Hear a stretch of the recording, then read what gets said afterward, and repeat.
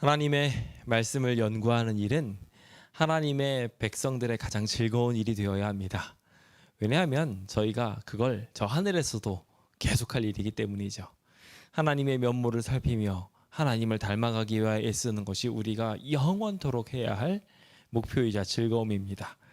그러므로 우리는 하나님의 말씀을 보는 것을 즐거워하고 그 안에 깊은 의미들이 있는 것을 알려고 노력하는 것 굉장히 중요할 것입니다.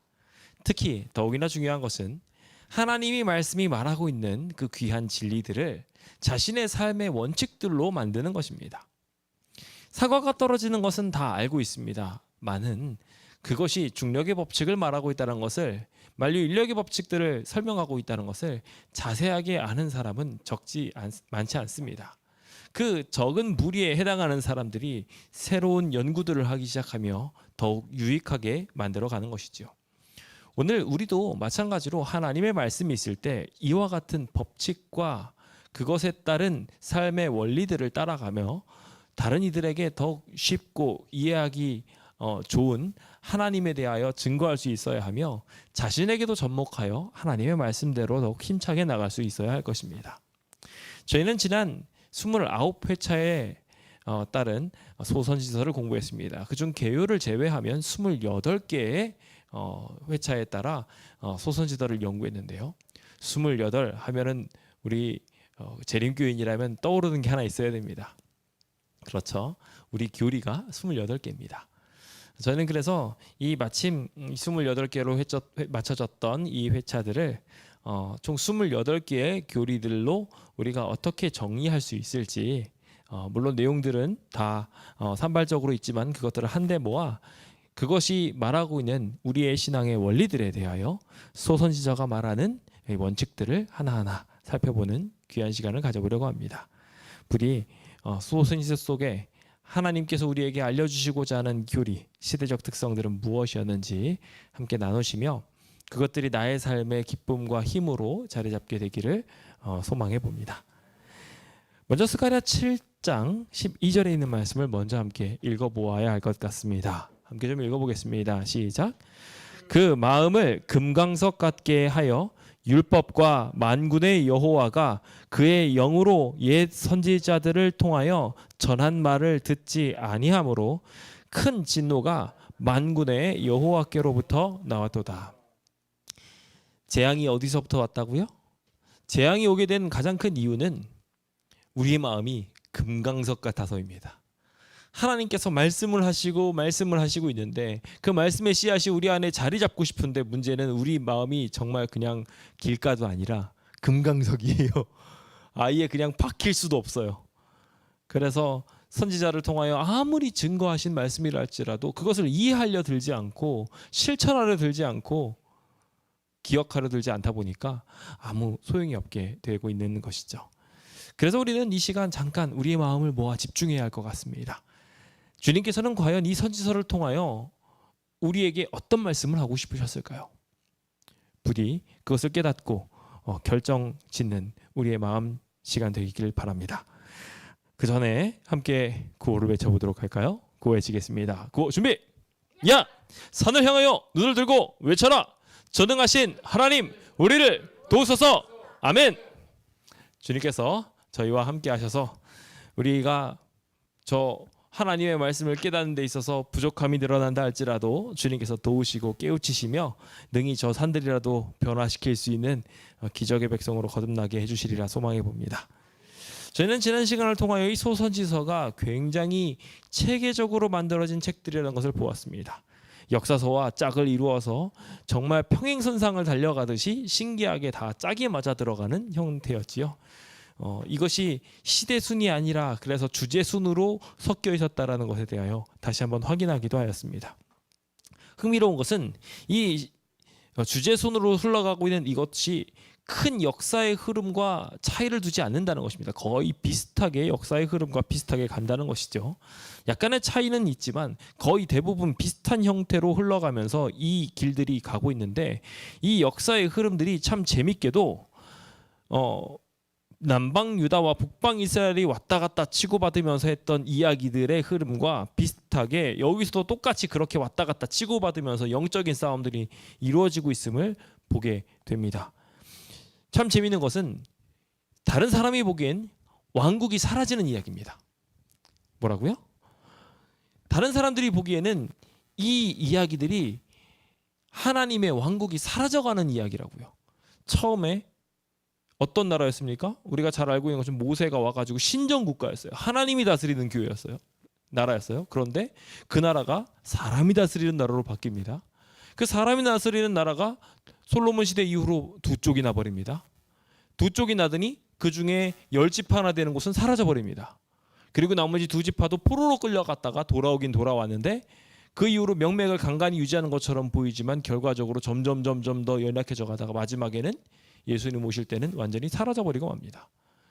자, 이 수순으로 가고 있는 그림을 볼 때 이 왕국들의 이야기가 멸망의 이야기처럼 보입니다. 그런데 흥미롭게도 소선지서는 이러한 심판의 기별들을 전하면서 오히려 회복의 메시지를 전하고 있습니다. 소선지서는 분명하게 모든 이야기들을 통하여 이 나라가 멸망하고 무너지는 이야기로 흘러가게 되겠지만 결과적으로 그 흘러가는 그림들이 결국 하나님의 구원으로 이어지게 될 것에 대하여 분명하게 말하고 있기 때문이죠. 저희는 그래서 이 소선지서 속에 등장하고 있는 구원의 이야기들을 다루고 있는 구원을 향한 진리들을 모아보려고 합니다. 이것을 우리가 잘 살펴보게 된다면 멸망에 가는 이 세상 속에서 우리가 어떠한 원칙으로 살게 되면 끝까지 하나님의 백성으로 남을 수 있으며 이 이스라엘 백성들이 결국 다 이 말들을 안 쫓아가다가 무너지게 됐었는데 그럼에도 불구하고 계속해서 하나님의 백성의 명맥을 이어가며 교회로서 자리 잡게 된 백성들, 그 백성들은 어떠한 특성들이 있었는지를 알게 될 것입니다. 소선지서는 이미 이 시대에 있어서 완벽한 진리였습니다. 그렇기 때문에 이 백성들이 이 말씀들을 자세히 읽으면서 암흑기 400년을 버틸 수 있었어야 했다는 거예요. 예수님이 오시기 전까지 이 말씀들을 자세히 살펴보며 하나님의 백성으로 거듭날 수 있는 생활 양식들을 가꿀 수 있었어야 했다는 것입니다. 우리도 지금 종교적 암흑기 속으로 들어가고 있습니다. 하나님의 말씀이 희귀해져가는 시대, 넘쳐나지만 도리어 찾아보기 힘든 시대에 우리가 살아가고 있지요. 그 가운데 우리는 어떻게 하나님의 말씀을 이해하며 준비해야 될까요? 저는 함께 이 소선지서에 있는 이야기를 정리해보며 우리 교단이 정리하고 있는 28개의 교리를 이 소선지서가 모두 말하고 있음을 확인하고 설명드리고자 합니다. 소선지서 시대에 맞추어 그 내용들이 어떻게 증거되고 있는지 함께 살펴보며 오늘 우리가 어떠한 생활 양식을 가져야 될지 규정 짓게 되시는 귀한 시간 되시길 바랍니다. 첫 번째입니다. 기본 교리 첫 번째는 하나님의 말씀에 대하여 다루고 있습니다. 소선지서는 하나님의 말씀은 변하지 않는 통치 원리라고 말하며 그 통치의 원리로 초청하고 있는 이야기를 보게 됩니다.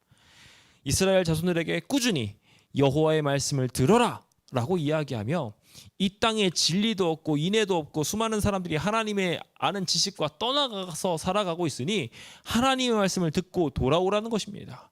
이제라도 금식하고 울며 애통해서 마음에 하나님의 말씀을 딱 새기고자 하며 주님께 돌아오게 된다면 주님께서는 구원하시겠다고 하고 있습니다.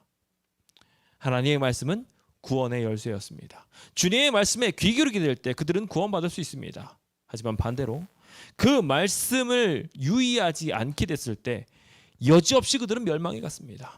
왕이라 할지라도 지도자라 할지라도 다 사로잡혀 갔습니다. 우리도 마찬가지입니다.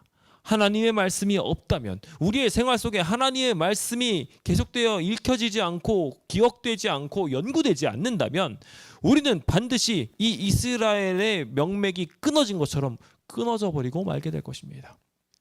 우리 광명교회가 부디 하나님의 말씀을 읽는 일에 열정적인 교회 되기를 예수님의 이름으로 기도드려봅니다. 두 번째로 하나님에 대해서 이야기하는데요. 하나님에 대한 이 귀한 진리는 이렇게 소선지서를 통하여 풀어지고 있습니다. 하나님을요, 굉장히 무서운 심판자처럼도 묘사하고 있지만 결국 그 이야기의 결론은 항상 사랑으로 구원을 이루시는 이야기로 결론 지어집니다. 당신의 백성들을 경고하시고 심판하시며 다시 돌아오게 하시려고 하시지만 동시에 당신의 백성들을 괴롭히고 있는 세상을 심판하시고 악한 이들을 멸망시키시며 결국 참되게 하나님의 길을 따라가고 있는 백성들을 오히려 세우시는 그 일을 하시는 분이 하나님이셨습니다. 그래서 주님께서는 긍휼히 여김을 받지 못한 자들을 궁휼히 여기셨고 내 백성이 아니었던 자들을 다시 내 백성으로 만드셨고 그렇게 해서 결국 이 백성들로 하여금 주는 내 하나님입니다라고 말하게 하는 그 일을 하시는 분이 우리 하나님이셨던 것입니다. 호세아서가 말했던 그 놀라운 기적의 이야기가 우리 이야기가 됐으면 좋겠습니다. 우리가 본래는 로암미였지만 로루하마였지만 하나님께 다시 돌아가서 하나님의 백성 되고 하나님의 자녀가 되는 놀라운 기적이 일어났으면 좋겠습니다. 그 일을 이루게 하시는 분이 누구시라고요? 하나님이시라고요. 그래서 주님께서는 그 일을 이루기 위하여 지금도 인애를 베푸시고 사랑을 나누시기를 바라고 계시는 분으로서 지금 이 순간에도 하나님을 제대로 알기를 바란다 라고 말씀하시며 형식적인 제사보다는 진짜 사랑을 실천하면서 살아가기를 촉구하고 계십니다. 주님은 그렇게 여기 나와 있는 인애와 제사 중에 제사를 어떻게 보면은 원칙적인 무슨 행동적인 뭔가를 채워야 될 뭐 이런 것들로 생각할 수 있다면 인애는 하나님께서 용납해 주시는 부분이거든요. 주님은 오히려 그것을 더 강조하심으로 주님께서 그것을 더 기뻐하시다 보니까 진노의 대상임에도 불구하고 진노를 오래 품지 아니하시고 도리어 용서하시는 거예요. 그래서 미가서 7장 18절은 이렇게 말하죠. 주와 같은 신이 어디 있습니까? 우리는 이런 신이 없다는 것에 한마음을 다해 아멘이라고 외칠 수 있습니다. 오직 하나님만이 이와 같이 용서하시고 용납하십니다. 세상의 신들이 무언가를 받으려고 아둥바둥할 때 오직 하나님만이 그렇게 하지 않으시지요. 그런 하나님을 세 부분으로 설명하고 있는데 아버지 하나님에 대하여 이야기하며 자녀를 지으시고 품으시는 분으로 이 말라기서의 말씀들을 통하여 말씀하고 계십니다. 동시에 아들 하나님이 우리를 위하여 얼마나 큰 은혜를 베푸셨는지를 말하시며 그 왕이 임하셔서 우리를 위하여 겸손해지셔서 나귀를 타시고 등장하시는 모습, 그분이 탄생하시는 곳도 어디예요? 예루살렘이 아니에요. 베들레헴 그 작은 성에서 주님께서 태어나십니다. 마구간에서 태어나신 분이 예수님이셨어요. 우리를 위하여 그렇게 겸손하게 오시는 구원자가 주님이시라고 아들 하나님을 묘사하시고 있습니다. 마지막으로 성령 하나님에 대해서도 말하기를 우리의 능력을 주시는 분으로 마지막 때가 되면 그 모든 백성들이 다 하나님의 영으로 말미암아 충만해져서 너희 자녀들이 늙은이들이 젊은이들이 다 하나님의 영으로 충만해질 것에 대하여 약속하고 있습니다. 그래서 주님 안에 다 하나 있게 되니 우리와 함께 머물러 있으니 학개서 2장 5절은 뭐라고 말합니까? 너희는 두려워하지 말지어다. 아멘입니다. 우리 성령 하나님이 우리와 함께 하시니 이 험난한 세상이라 할지라도 너무 두려워하지 않게 되기를 예수님의 이름으로 축원드립니다. 이와 같이 소선지서가 말하는 실로는 공의로, 그냥 사랑이 아닙니다. 공의로 구원하시는 분이십니다. 의로운 길로 우리를 인도하셔서 결국 구원하실 분. 오늘 뭐든지 다 용납하셔서 죄된 상태로 그냥 내버려 두면서 구원하시는 게 아니라 완전한 모습으로 구원하시는 분이 우리 하나님이심에 대하여 감사하게 되셨으면 좋겠습니다. 우리의 아쉬운 모습들 저 하늘 가면 다 사라지게 될 것입니다. 주님이 우리를 결국 그렇게 만들어주시기에 능하신 분이시기 때문입니다. 우리 힘차게 그 소망을 생각하며 이 부족한 교회도 더욱 아름다운 교회로 만드실 거라고 믿음의 고백 외치게 되시길 간절히 바랍니다. 다음 우리는 인간론에 대하여 함께 생각해 보려고 합니다. 인간은 어떤 존재라고 이 소선지서는 말하고 있을까요? 분명하게 이 세상에 대하여 소선지서도 말하면서 하나님의 창조로 말미암아 만들어진 곳이라고 말합니다. 자기 뜻을 사람한테 보이기 위하여 이 세상이 만들어진 것이며 그의 이름 만군의 하나님의 이름이 아로 새겨져 있는 곳이 바로 여기라고 말하고 있습니다. 주님께서는 산들을 진동시키고 작은 산들을 녹이시면서 당신의 세계를 드러내 주십니다. 우리는 이 창조에 대한 모든 이야기들을 바라보면서 주님께서 어떻게 우리한테 말씀하고자 하시는지를 발견할 수 있지요. 그래서 주님께서는 이 많은 소선지서의 비유들을 천연 개에 있는 섭리를 이용하셔서 말씀하십니다. 그래서 감람나무라든지 뭐 석류라든지 이런 하나님께서 창조하신 아름다운 것들을 하나하나 이용하시고 바람과 같은 역사들을 우리에게 깨우쳐 주셔서 그 주님의 창조의 섭리 가운데 우리가 있으며 그 가운데 우리가 있어 주님의 능력으로 말미암아 충분히 구원받고도 남는다는 것을 설명하고 있지요. 그런데 이 창조의 놀라운 능력과 반대로 인간은 어떻습니까? 인간은 본래 이렇게 창조되어 하나님을 따라가야 할 존재이지만 마치 이가 빠진 톱니바퀴처럼 하나님의 말대로 순종하지 않는 존재가 되어버리고 말았습니다. 인간은 이 소선지서 안에서 정말 이 세상에 치명적인 일들을 하는 존재입니다. 하나님께서는 우리를 향하여 내가 너를 사랑하노라 라고 말씀하시지만 우리는 어떻게 반응하고 있어요? 주께서 어떻게 우리를 사랑하셨습니까? 라고 이야기하면서 거절하고 있는 것입니다. 이것이 지금 현재 인간의 모습이 되어버리고 말았습니다. 그래서 하나님의 방법과는 너무나도 다르게 뇌물을 위하여 재판을 하고 재판작은 자기가 삭슬 얻기 위해서 교훈을 하고 더 나아가서 선지자들은 돈을 위하여 점을 칩니다. 뭐라고요? 점을 친다고요. 하나님께 기도하지 않고 뭔가 잘못해도 한참 잘못돼 버리고 말았어요. 이것이 인간의 본질인 것입니다. 우리는 기본적으로 악합니다. 주님의 사랑 없이는 안타깝게도 율법을 거스르면서 살 수밖에 없는 존재가 이 인간의 모습입니다. 그래서 다른 성경이 말하고 있지만 의인은 있어요? 없어요. 하나도 없어요. 주님께서는 다 인간이 죽을 수밖에 없는 운명임을 아시고 주님의 구원을 다시 한번 펼쳐주시려고 합니다. 소서지서의 이야기도 결국 그렇습니다. 결국 그들이 이 하나님의 깨우침의 메시지들을 듣고 바벨론에서 나오면서 깨우침을 말하고 또 그 전에 여러 가지 소서지서의 메시지들을 통하여 깨우침들을 계속해서 고백하지만 그 깨우침이 온전하지 않은 상태이자 주님께서는 계속해서 선지자를 파송하시고 계속해서 구원자를 보내시고 나중에 안 되니까 누구까지 보내세요? 예수님까지 보내세요. 이 악한 인간을 돌이키시기 위해서 말입니다. 즉 소선지서는 하나님의 선하심을 외면한 존재로 인간을 그리고 있습니다. 우리는 결국 그렇습니다. 그래서 우리는 스스로를 알아야 돼요. 나는 죄인이라고 말입니다. 이걸 바로 알아야 내가 하나님이 필요하다는 것을 알게 됩니다. 스스로 의인이라고 생각하는 순간 나는 괜찮아 이 정도면 참 잘하고 있는 거 아니야? 라고 말하는 순간 우리는 하나님 필요 없는 존재가 되어버리고 맙니다. 인간의 본질을 제대로 깨닫고 우리가 본래 하나님께 속했다는 것 창조의 숨결을 잊고 있는 존재라는 것을 꼭 기억하게 되시길 예수님의 이름으로 축원드립니다. 그 다음 이제 우리는 구원론에 대하여 함께 보게 됩니다. 주님은 우리를 구원하고 싶어 하실까요? 너무 당연한 이야기죠. 주님께서는 이 소선지서에서도 대쟁투적 사관을 분명하게 보여주고 계십니다. 스가랴서 3장 1절은 여호와의 천사와 사단이 대립하여 싸우고 있는 모습을 보여주고 있습니다. 여기 대제사장 여호수아가 여호와의 천사 옆에 있을 때 예수님께서 결국 변론하시고 승리하게 하시는 이야기 우리 다 기억하시리라 생각합니다. 주님께서는 이와 같이 선악의 대쟁투가 지금도 이루어지고 있으며 우리를 멸망시키기 위한 사단의 계속된 참소가 이루어지고 있음을 말하고 있습니다. 하지만 참 다행인 것은 주님께서는 이 모든 일들을 결국 승리로 이끌어 주실 것입니다. 주님께서는 이것을 이미 스가랴 6장 13절에 평화의 의논이라는 계획을 통하여 창세 전부터 계획해 놓으셨습니다. 주님께서는 이미 여호와의 전을 건축하시기로 우리를 위하여 구원하시기로 오래전부터 우리가 아직 범죄하기 전부터 일을 이루고 계셨던 것입니다.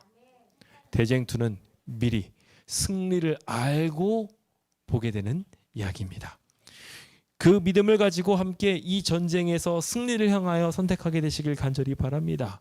그 승리를 위한 방법은 오직 예수님밖에 없습니다. 주님에 대하여 소선지자는 참 많이 예언하고 있습니다. 그는 평강이 될 뿐이라고 이야기하며 8군왕을 일으켜서 그들을 칠 것이다라고 말씀하시며 주님께서는 완전한 승리, 완전한 구원을 이룰 것이라고 7 목자와 8군왕까지도 밟으시는 승리하시는 구원자가 되십니다. 그러면서 동시에 주님께서는 그 승리를 위하여 오셨음에도 불구하고 이 땅에 오셔서 은 30에 팔리실 이야기들을 이미 예언해 두셨고, 주님께서는 그가 죽으신 것처럼 보이게 되지만 다시 부활할 것을 싹으로 표현하시면서 주님의 죽음과 부활에 대하여 분명하게 말씀하시고, 우리도 믿음을 가지고 주님 앞에 나가게 된다면 이렇게 여호와의 전이 되어 건축되어 갈 것이라고, 구원받을 것이라고 약속하고 계신 것입니다. 우리는 이 약속을 예수 그리스도 안에서 끊임없이 익혀 나가야 합니다. 하나님을 의지하며 죄를 끊는 경험을 해야 되는 것이죠. 그래서 요엘서는요, 이렇게 우리에게 경고합니다. 너희는 옷을 찢지 말고 마음을 찢으라고요. 하나님 여호와께로 이렇게 해서 제대로 돌아오라고요.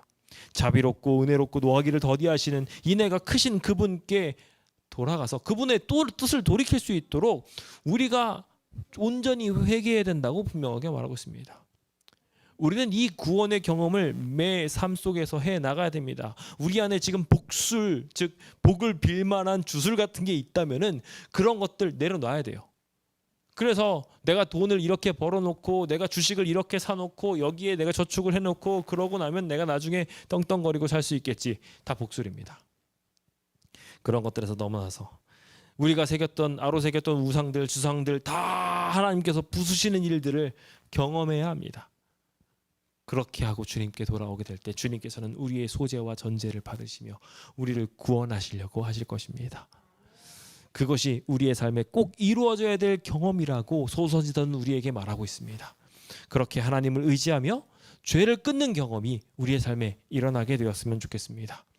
그 결과 우리는 그리스도 안에서 그리스도에 이르기까지 자라나게 될 것입니다. 주님을 찾으면 주님을 만나게 될 것이며 주님이 우리 앞에 서 있다는 것을 발견하게 될 것입니다. 그래서 결국 의인은 그 믿음으로 말미암아 살리라. 아멘. 그 역사가 우리에게 일어날 것입니다. 소선지자가 말하고 있는 이 기적의 메시지, 우리는 그리스도로 말미암아 그리스도를 닮아가며 그리스도에 이르기까지 자라나가게 될 것이라는 약속을 꼭 믿으며 그 구원이 우리의 삶에 이루어지게 되기를 소망해 봅시다. 소선지자가 말하고 있는 바대로 그 승리의 비결이 우리 안에 꼭 자리 잡게 되시길 간절히 바랍니다. 이제 저희는 이 구원의 비결을 가지고 이 땅에서 어떻게 생활해야 될지 생활론에 대하여 함께 보게 됩니다. 먼저 우리는 불러냄을 받은 자, 교회입니다. 주님께서는 이 백성들을 불러냄을 받은 자들의 모임 가운데 있게 되기를 소망하고 계십니다. 그들은 각각 불리움을 받았으나 모여 있었습니다. 기억하셔야 합니다. 주님께서는 하나님의 백성들을 계속 모으셨다는 것을 말입니다. 넌 하나님의 백성이니까 거기서 나와서 하나님의 백성에게 모임으로 들어오라고 하시는 것이지 그냥 다 흩어지라고 주님께서 말씀하지 않으십니다. 주님께서는 회개가 필요한 백성에게 금식일을 정하고 성회를 소집하여 거룩한 모임을 소집하여 여호와의 성전으로 모으라고 말씀하였습니다. 우리는 교회로 모여야 합니다. 각자가 있는 곳에서 혼자 있게 된다면 혼자 있는 줄은 쉬이 끊어지게 됨을 경험하게 될 것입니다. 그런데 문제는 많은 사람들이 모이는 일에 연약한 마음을 보입니다. 각자 자신의 삶이 더 중요한 경우들이 많지요. 그러다 보니 어떻게 됩니까? 자연스럽게 자신의 삶에 몰두한 나머지 성전은 황폐되어 버리는 것입니다. 학계에서는 그 상황을 짚으면서 소선지서 속에서 교회가 어떤 취급을 당하는지 보여주며 동일하게 현대에 있어서도 교회가 어떤 취급을 당하고 있는지를 말하고 있습니다. 우리의 집은 이렇게 아름답게 꾸미고 가꾸고 더 아름답게 만들려고 애를 쓰고 있으면서 하나님의 절은 어떻게 하고 있어요? 황폐하게 하고 있어요. 주님께서 그러니 이곳에 복을 부을 수 있냐 없냐라고 말씀하고 계신 것입니다. 오늘 우리의 삶의 교회의 중요성, 모임의 중요성에 대하여 다시 한번 확인하게 되시길 간절히 바랍니다. 주님께서는 동시에 이 교회에 대하여 말씀하시면서 말하기를 이스라엘 족속을 만국 중에서 체질하려고 이 교회로 모으셨다고 말씀하십니다. 그런데 체질하시는데요. 주님께서는요, 이 체질을 통하여 이곳에 알갱이도 있고 쭉정이도 있지만 주님께서 그 체질을 하시면서 결국 알곡들을 거두시는데 한 알갱이도 땅에 떨어지지 않도록 지키신다고 약속하고 계십니다. 우리는 지금 저 바깥에 있는 다른 풀들과 다르게 우리의 알곡으로서 지금 키 안에 들어와 있습니다. 주님께서 제대로 하늘의 알곡 곳간에 들어갈 이 알곡을 고르기 위하여 체질하시는 공간이 이 교회라는 것을 기억해야 됩니다. 알곡 중에도 어쩌면 요 키 바깥에 떨어져 있는 것도 있을지 모릅니다. 그런데요, 주님께서는요, 그거 나중에 한 번 더 모으시긴 하시겠지만 그때까지 그거 내버려 두실 수밖에 없습니다. 농부들이 그런 것처럼 말입니다. 그러니까 교회 안에 있는 것이 되게 중요합니다. 교회 바깥으로 나가버리면요, 그것은 떨어져 나갔을 때 새들이 주워 먹고 곤충이 갉아먹어버리는 그러한 존재가 되어버릴 수밖에 없습니다. 그러니 우리는 그리스도인 생활론의 첫 번째 원칙으로 교회 안에서 살아가야 한다라는 원칙을 세워야 합니다. 두 번째로 주님께서는 그 사명 안에 살아야 한다고 말씀하시면서 정의를 행하며 구원을 이루는 것이 필요하다고 소선지서들을 통하여 말씀하고 계십니다. 사람아, 주께서 선한 것이 무엇임을 내게 보이셨나니 오직 정의를 행하며 인자를 사랑하며 겸손하게 내 하나님과 함께 행하는 것이 아니냐. 주님께서는 우리에게 이렇게 촉구하고 계십니다. 주님의 정의를 이루는 것이 이 남은 자손 하나님의 백성의 사명이라고요. 정의를 물같이 마르지 않는 강처럼 공의를 흐르게 하는 것이 오늘 우리가 해야 할 일이라고 분명하게 말씀하고 계신 것입니다. 주님께서는 그러시면서 요나에게 이렇게 말씀하십니다. 이 니느웨 같은 성읍에 좌우를 분간하지 못하는 사람들이 너무 많다고 말입니다. 짐승들도 너무 많다는 거예요. 그러니 그들을 향하여 공의를 마르지 않게 부으라고 말씀하고 계신 것입니다. 나가서 그냥 너희가 하나님 말씀 안 들으면 심판받을 거야 라는 메시지 하나만 전해도 다 구원받을 수 있는 메시지에 들어갈 수 있을 거라고 말하며 그들에게 공의에 대하여 메시지 전하라고 말씀하고 있는 것입니다. 교회는 무엇을 위하여 불리움을 받은 공간인가요? 물론 우리가 첫 번째 나눈 것처럼 구원을 위하여 당신의 키 안으로 들어오게 하기 위함도 있지만 두 번째는 다른 백성들을 구원하기 위함입니다. 오늘 그 일이 우리의 삶에 이루어질 수 있도록 함께 사명에 집중하게 되시길 예수님의 이름으로 축원드립니다. 동시에 우리는 이 사명으로 살아감으로 인하여 그리스도와 연합하는 경험을 하게 됩니다. 세상과 연합이 아닙니다. 옆에 있는 사람과의 연합이 아닙니다. 그리스도와 연합하는 것입니다. 그리스도와 연합하게 되다 보니 어떻게 됩니까? 서로 사랑하게 됩니다. 예수님처럼 말이죠. 또 서로 기뻐하게 됩니다. 그게 오늘 우리의 특성이 돼야 돼요. 그래서 무화과 나무가 무성하지 못해도 포도 열매가 없어도 감람나무에 수출 없고 밭에 먹을 것이 없고 양이 없고 외양간에 소도 없어요. 그래도 뭐예요? 난 뭐로 말미암아? 여호와로 말미암아. 뭐로 말미암아? 여호와로 말미암아 즐거워하며 나의 구원의 하나님으로 말미암아 기뻐하리로다라고 말하는 일이 오늘 우리의 삶에 있어야 합니다. 그리스도 안에 연합해 보십시다.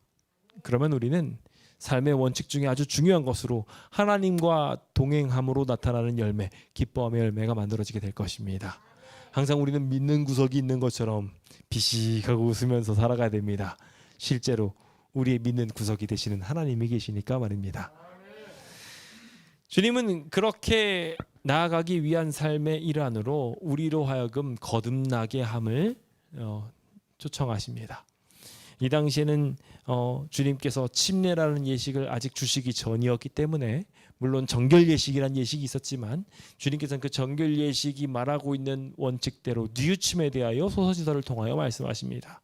그래서 죄를 뉘우치고 내 얼굴을 구하기까지 끊임없이 돌이키라고 간절히 구하라고 말하고 있습니다. 우리가 주님을 계속해서 따라가게 된다면 그 회개하는 삶이 우리의 생활 양식이 됨으로 말미암아 구원을 경험하게 될 것입니다. 아울러 우리의 삶 속에서 먹고 마시는 삶의 양식들이 하나님의 것 될 수 있도록 거룩하게 구별하라고 말씀하고 있습니다. 하나님의 것과 자신의 것을 구별한 일뿐만 아니라 내가 이 양식을 먹고 살아가는 것 자체가 하나님께 받은 것이니 감사함으로 하나님께 영광을 돌린다라는 기본 개념이 들어갈 수 있도록 그들에게 이와 같이 말씀하신 것이죠. 더러운 떡을 나의 제단에 드리고도 말하기를 너희가 여호와의 식탁을 경멸히 여길 것이라고 말하기 때문이다라고 주님께서 말씀하시며, 우리가 지금 이 땅에서 살아가며 우리가 자기가 먹기에만 소용되는 떡들을 위에다 두고 그것으로 내가 살아간다고 착각하는 사람들을 향하여 주님께서는 아니야, 너희가 떡으로만 사는 게 아니라 내가 주고 있는 말씀, 즉 생명의 떡을 통하여 내가 양식이 돼서 내 몸을 주고 내 피를 주는 것을 통하여 너가 사는 거야 라고 말하는 것을 알려주시기 위한 것이 성만찬이지 않습니까? 근데 우리는 그것을 더럽히고 내가 그냥 내 혼자서 먹고 사는 양식이야 라고 생각하며 가인처럼 그것을 구원 삼아 살아가는 것입니다. 옳지 않다고 소선지서를 통하여 분명히 말합니다. 주님은 주님으로 말미암아 당신의 백성이 살아감을 깨닫기를 바라고 계십니다. 그리스도의 생활 바로 이와 같이 이루어져야 합니다. 우리가 늘 웃을 수 있는 이유는, 주님 앞에 거듭나며 늘 회개하며 돌아가는 이유는 그곳에 참된 양식이 있기 때문입니다. 그 양식을 향하여 나아가며 주님의 능력도 그렇게 받게 되시길 예수님의 이름으로 축원드립니다. 주님께서는 영적 은사와 직무들에 대하여 말씀하시면서 주님께서는 우리가 지금 현재 수많은 사람들한테 공의로운 일들을 행할 수 있는 능력들과 재물들을 받아서 나누어야 한다고 설명하고 계십니다. 그래서 우리가 아버지의 마음을 자녀에게로, 자녀의 마음을 아버지에게로 돌이키게 하는 일들에 이 모든 일들을 활용할 수 있도록 우리를 초청하고 계신 것이지요. 그러므로 주님께서 하늘에서 늦은 비나 이른 비와 같이 내려주시는 재능들을 받을 때 기쁨으로 받고 그것으로 온전한 열매를 맺을 수 있도록 기도해야 할 것입니다. 우리가 그 직무들을 잘 수행하게 될 때 우리의 눈에는 바른 길, 바른 인도하심이 보일 것이며, 저는 그것을 예언이라고 말씀드리고 싶습니다. 당신을 살리시려는 주님의 비밀지령이요, 반드시 모든 일이 있기 전에 사인이 주어집니다. 우리가 잘 그거에 귀 기울이게 된다면 큰 어려움을 당하지 않고도 안전하게 지낼 수 있습니다. 주님께서는 지금 이 순간에도 계속해서 하나님의 사인을 주고 계셔요. 근데 우리가 그것을 자꾸 안 들으려고 하고 부인하려고 하니까 점점점 힘들어지는 것입니다. 주님께서는 그래서 그것을 미리 말씀하시는 자들을 두었는데 예언자라고 이야기하고요. 흥미롭게도 소선지서에서는 그 일을 당신의 백성들에게 맡기고 계십니다. 즉 우리들에게 예언자적 사명들을 주고 계신다는 거예요. 아까 전에 영에 대해서도 이야기하면서 요해서를 보았지만 주님께서는 내 영을 만민에게 부어주겠다고 하셨어요. 그냥 누구한테 아무에게만 주시는 게 아니에요. 모두한테 다 주신다고 하면서 내 백성 이스라엘에게 예언하라고 말씀하고 계신 것입니다. 오늘 우리가 그와 같은 사명을 받은 사람으로서 주 앞에 서기만 한다면 아모스 3장 8절에서 말한 것처럼 주님께서 우리에게 말씀하고 계시니 누가 예언하지 않겠느냐? 누구든지 다 예언할 수 있다. 주님의 말씀은 제대로 들으면 올바른 방향 제시할 수 있다는 그 기별을 우리가 받게 됩니다. 우리는 그 일을 위하여 부르심을 받았고 그것이 우리 생활이 되어야 합니다. 주님의 예언의 메시지가 우리 안에 있으므로 우리는 이 시대에 알맞는 밝은 길들을 보게 됩니다.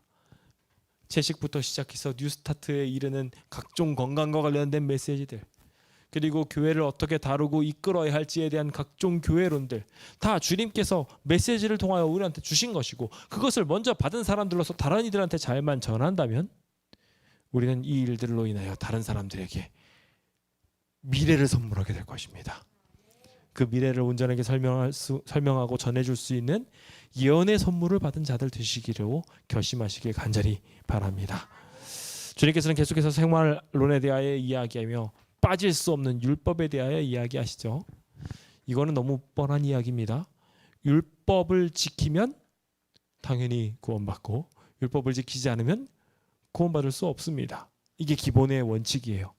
예수 그리스도께서 그 일을 이루셨기에 우리가 구원을 받는 것이지 율법의 효용성이 사라지는 것은 절대 아닙니다. 그래서 주님께서는 이 나라가 멸망하는 이유에 대하여 누누이 말하면서 율법이 해이졌기 때문에, 옳은 길을 떠났기 때문에 지금 이 나라가 멸망을 향하여 달려가고 있다고 교훈하고 계십니다.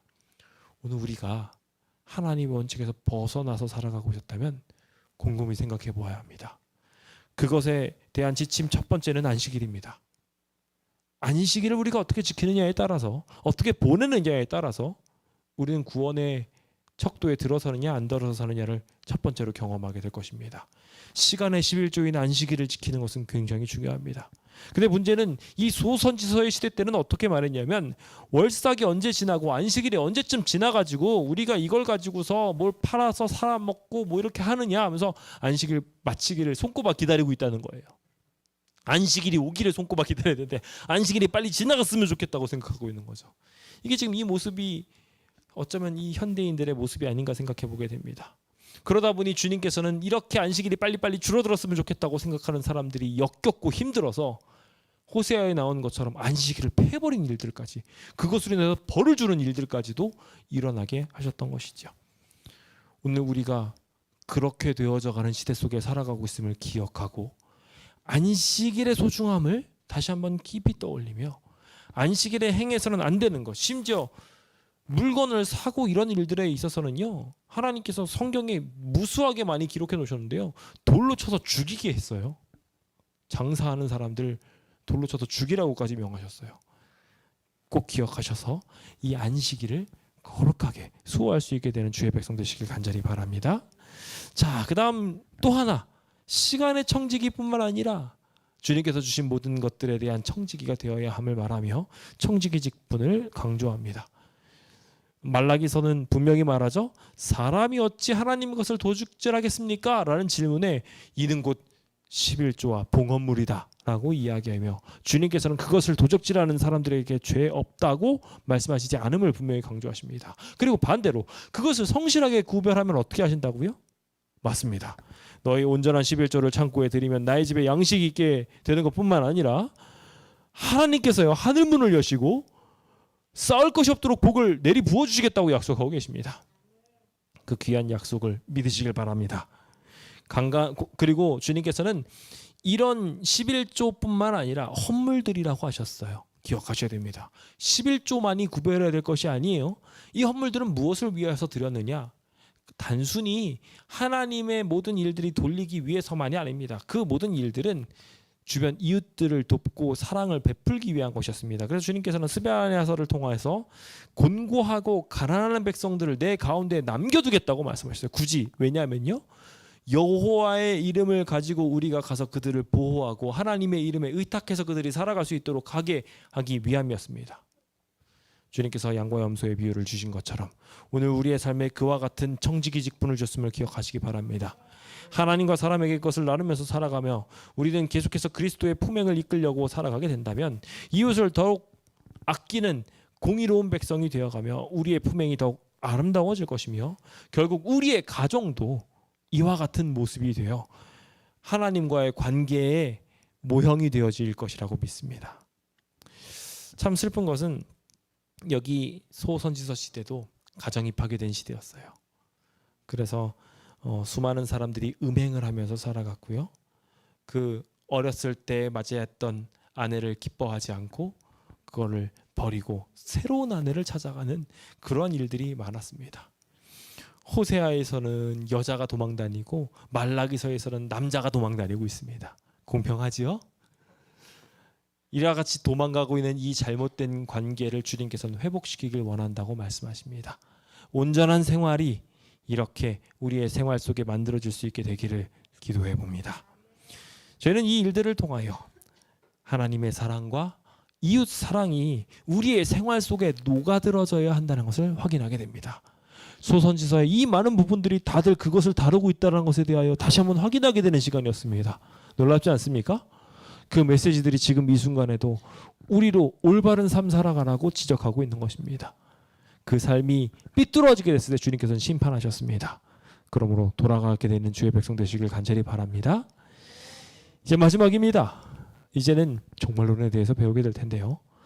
이 종말론의 시작은 하늘 성소에서 하나님께서 우리를 위해 봉사하시는 것으로 시작합니다.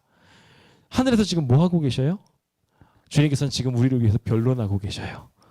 자기 백성을 변론하시면서 이는 불에 끌린 나무가 아니냐라고 이야기하며 지금도 사단이 하고 있는 참소를 다 부수고 계십니다. 여호와의 이름을 부르는 모든 사람들을 구원하려고 하고 계세요. 얼마나 감사한 일입니까? 주님은 그렇게 변호하시면서 창조하셨을 때 사용하신 말씀의 능력으로 우리를 지금도 구원하기 위하여 변론하고 계십니다. 그 변론이 맞춰지는 날이 바로 재림의 날이며, 크고 두려운 날이 이르기 전까지 우리가 주님을 향하여 고개만 제대로 든다면 주님은 우리를 변호하사 우리를 구원하게 하실 것입니다. 그러므로 이스라엘아, 내 하나님 만나기를 준비하라. 우리 모두 주님을 만나기로 결심합시다. 주님께서는 우리를 결국 다 부활시키실 것이며 모든 사람들은 다 죽게 될 것이지만 주님께 나아가게 된다면 그 악한 길에서 돌이킨 것을 보시고 원래 내리기로 하셨던 재앙에서 돌이키셔서 우리를 구원하시는 일을 하게 될 것입니다. 그게 현재 우리가 경험할 죽음과 부활입니다. 우리는 모두 그렇게 부활하게 될 것이며 천년기를 통하여 애굽은 황무지가 되는 것을, 그리고 하나님의 땅은 아름다운 나라가 되는 것을 확인하게 될 것이며 그곳에서 주님의 심판을 아름답게 칭송하게 될 것입니다. 그리고 마지막 주님께서 삼림하실 때 새하늘과 새 땅에서 우리는 기쁨과 찬양으로 하나님께 영광 돌리며 자기의 소유를 삼으신 모든 백성들이 이곳에서 찬양하며 새 예루살렘에서 행복하게 사는 모습을 보게 될 것입니다. 주님도 그 거룩한 처소에서 일어나셔서 우리와 함께 영원히 사실 것입니다. 물이 바다 덮음같이 여호와의 영광을 인정하는 일이 온 우주에 가득하게 될 것입니다. 그 나라에 가고 싶으십니까? 부디 그 아름다운 기적이 우리의 삶에 이루어질 수 있도록 이 소선지서가 말하고 있는 종말론을 믿으시고 주의 도움이 백성을 구원한다는 사실을 믿으시길 예수님의 이름으로 축원드립니다. 저는 이제 말씀을 마무리 지으면서 이 소선지서의 모든 메시지들을 정의하며 심판과 구원의 기별에 우리가 좀 더 귀 기울일 필요가 있다는 것에 대하여 강조드리고 싶습니다. 주님은 지금 이 순간에도 그렇게 우리를 권면하고 계십니다. 왜요? 우리 구원하고 싶으시니까요. 근데 문제는 많은 사람들이 성경 속에 나와 있는 이 말씀에 주의를 기울이지 않고 삽니다. 이 소선지서만 자세히 살펴도 기본교리 28개가 나옵니다. 그렇다는 것은 우리가 하나님의 말씀을 조금만 더 깊이 연구하면서 살게 된다면 우리는 더욱 충만한 삶의 원리들을 깨우치며 이 험난한 세상 이겨나갈 수 있다는 것입니다. 우리 모두 하나님의 말씀을 연구하기로 결심합시다. 더 나아가서 그 말씀을 다른 이들에게 전하며 하나님의 바람을 이루는 놀라운 주의 백성 되시길 간절히 바랍니다. 주님이 여호와를 알려하는 백성에게 임하셔서 새벽빛과 같이 어김없이 비와 같이 어김없이 우리를 채워주실 것입니다. 그 축복이 우리 모든 성도님들과 함께 있게 되시길 간절히 바라면서 모든 말씀을 마치도록 하겠습니다. 감사합니다.